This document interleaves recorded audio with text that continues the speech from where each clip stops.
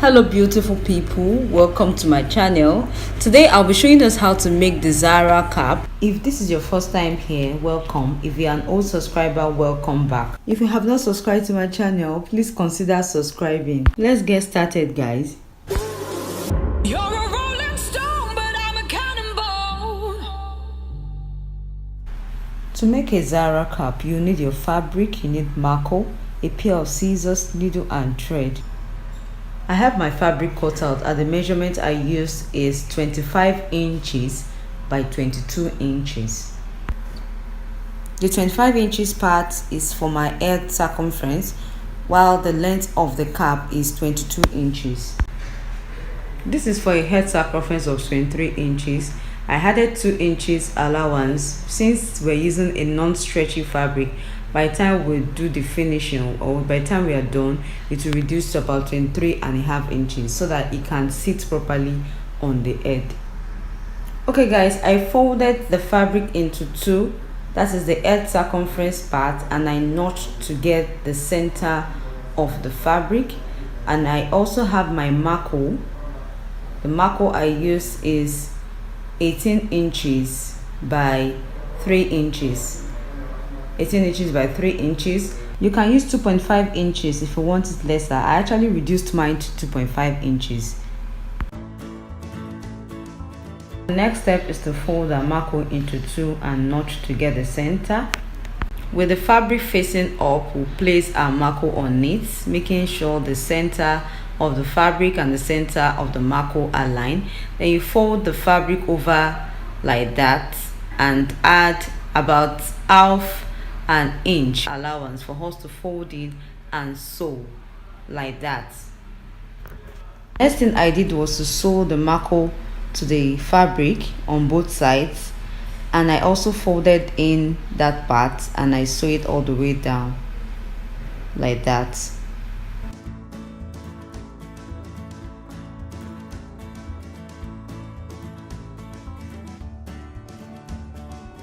Now this is how it looks like after sewing, and the circumference still remains 25 inches and the length has reduced to 16 inches.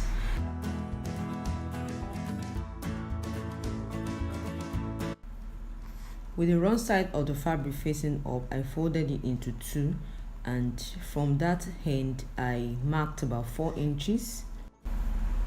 Then I drew a curve from there like that, just like we make a turban cap.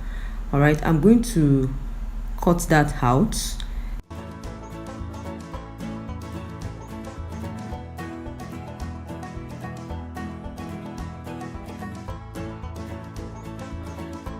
I took it to my sewing machine and I sew the edges together.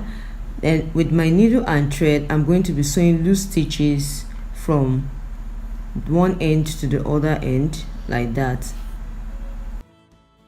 Now it's either you overlock the edges before you sew loose stitches, or you form your gathers, or you form your gathers first before you overlock the edges. So I'm going to sew loose stitches from one end to the other end and pull to form gathers. If you are watching this video, or if you're watching my videos and you're yet to subscribe, why not join the family? Click on the subscribe button, tap the bell icon, then select the options to receive all notifications. Thank you.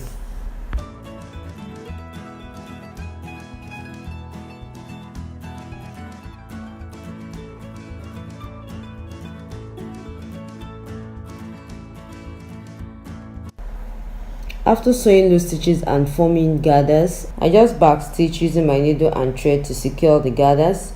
And don't forget to lock the edges of your fabric when you're done. I did that after this.